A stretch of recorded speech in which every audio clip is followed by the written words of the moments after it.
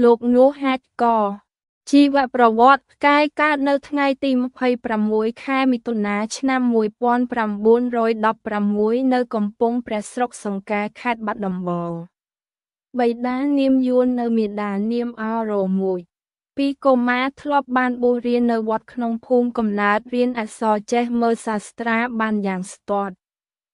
ឆ្នាំ1932បានប្រឡងជាប់ចូលរៀននៅអនុវិទ្យាល័យស៊ីសុវត្ថិរហូតដល់ឆ្នាំ1939ក្រោយដែលជាប់មធ្យមសិក្សាត្រាប់ភាគទី1ហើយលោកបានចូលធ្វើការជាចៅក្រមផ្លាស់មកភ្នំពេញវិញក្រោយពីរៀបអាពាហ៍ពិពាហ៍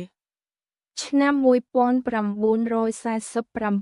1947បានទៅបម្រើនៅក្រសួងឃោសនាការកាន់កាប់ខាងការផ្សាយកាសែតនៅកម្ពុជាផ្កាយឆ្នាំ1948ធ្វើជាលេខាផ្ទាល់របស់ទ្រង់យុតិវង្សកាលទ្រង់ជានាយករដ្ឋមន្ត្រី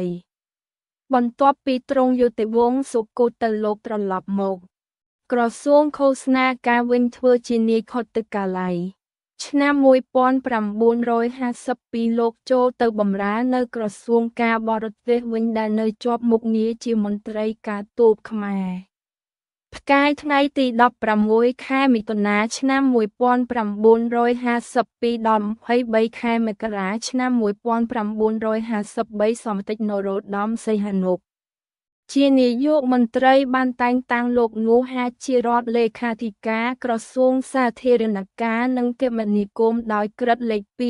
252ថ្ងៃទី15មិថុនាឆ្នាំ1952លោកបានចូលជាសមាជិកនៃសមាគមអ្នកនិពន្ធខ្មែរតាំងពីថ្ងៃទី17ខែមករាឆ្នាំ1958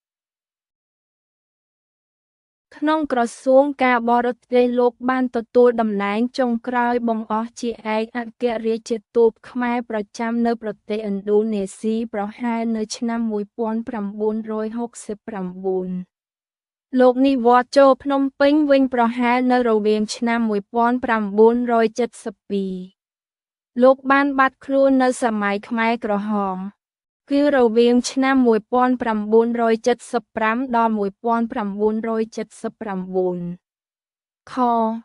ស្នាដៃសំខាន់រឿងផ្កាស្រពោន1949រឿងនារីជាទីស្នេហា